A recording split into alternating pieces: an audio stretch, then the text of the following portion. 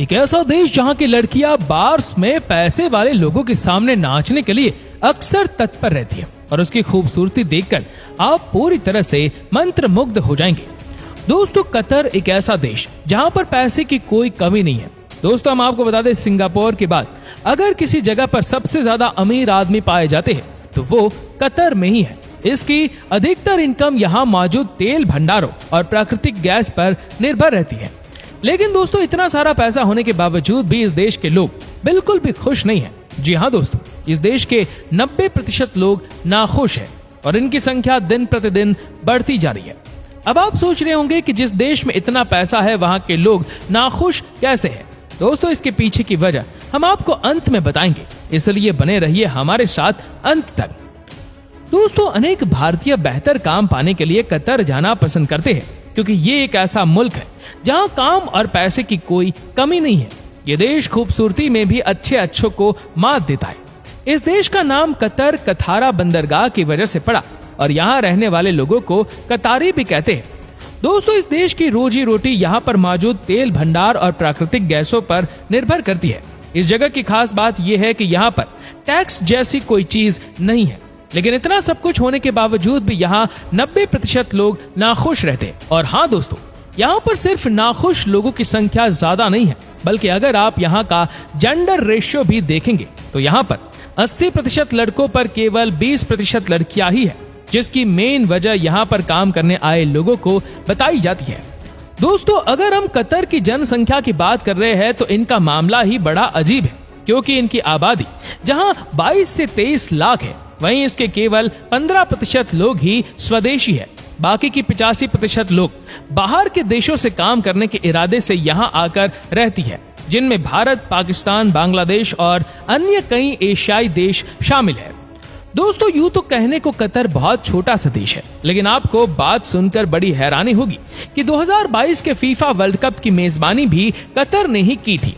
और इस world cup को होस्ट करने के लिए कतर ने अपने देश में तरह तरह की व्यवस्थाएं की थी, ताकि जितने भी लोग फीफा वर्ल्ड कप का लुत्फ उठाने आए उन्हें किसी तरह की कोई परेशानी ना हो। और हाँ दोस्तों, कतर ने भी भारत की तरह गुलामी का समय देखा है। दोस्तों, कतर ब्रिटेन का गुलाम था। 1971 में जाकर इसे आजादी मिली थी। आज कतर धीरे धीरे तरक्की की ओर बढ़ रहा है। वैसे दोस्तों, कतर में आपको ऐसे कई सारे कमाल देखने को मिल जाएंगे जो किसी को चौंका कर रख सकते हैं। जैसे आपको यहाँ मैकडोनाल्ड का बर्गर 300 रुपए का पीस मिलेगा, लेकिन 1 लीटर पेट्रोल 15 रुपए में बड़ी आसानी से मिलेगा, जिसकी एकमात्र वजह है कतर के केवल 1% एरिया में खेती होती है, जिस वजह से कतर का खान पान का अधिकतर सामान बाहर के देशों से आता है। और अगर दोस्तों हम यहाँ के कानून की बात करें तो यहाँ 2 तरह के कानून हैं, एक सिविल लॉ और एक शरिया लॉ। दोस्तों, अगर आपको ना पता हो तो शरिया कानून क्या होता है तो हम आपको बता दें कि शरिया कानून इस्लाम की हिदायतों, नसीहतों और उनकी चेतावनियों पर आधारित है, जिसकी वजह से यहाँ पर सार्वजनिक तौर पर शराब पीने पर सख्त पाबंदी है। लेकिन दोस्तों, कुछ जगहों पर आप परमिट के बाद ऐसा कर सकते हो।